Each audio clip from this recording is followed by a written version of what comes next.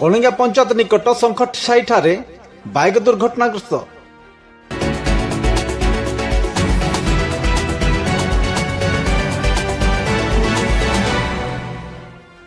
ଟିକାବାଲି ଠାରୁ ଭଞ୍ଜନଗର ଅଭିମୁଖେ ଯାଉଥିବା ଏକ ବାଇକ୍ OD 32H8378 ତଲାରିମାହା ପଞ୍ଚାୟତ ଅନ୍ତର୍ଗତ ଶଙ୍ଖସାହି ଠାରେ ରାସ୍ତା କଡ଼ରେ ବାଇକ୍ ରଖି ପରିସ୍ରା କରୁଥିବା ସମୟରେ ଟିକାବାଲି ଠାରୁ କଳିଙ୍ଗା ଅଭିମୁଖେ ଯାଉଥିବା ଆଉ ଏକ ବାଇକ୍ OD 12C0959 ଦ୍ରୁତ ଗତିରେ ଆସି ଭାରସାମ୍ୟ ହରାଇ ଛିଡ଼ା ହୋଇଥିବା ବାଇକ୍କୁ ପଛପଟୁ ଧକ୍କା ଦେଇଥିଲା।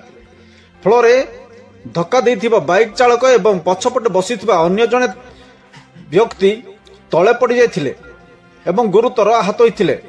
ସଙ୍ଗେ ସଙ୍ଗେ ଖବର ପାଇ ଯୁବ ସମାଜସେବୀ ଆମଚନ୍ଦ୍ର ନାୟକ 112 ନମ୍ବରକୁ ଫୋନ୍ କରିଥିଲେ ଏବଂ ଦୁର୍ଘଟଣାଗ୍ରସ୍ତ ଲୋକମାନଙ୍କୁ 108 ଆମ୍ବୁଲାନ୍ସରେ ଘୁଦେଗିରି ଗୋଷୀ ସ୍ୱାସ୍ଥ୍ୟ କେନ୍ଦ୍ରକୁ ନିଆଯାଇଥିଲା।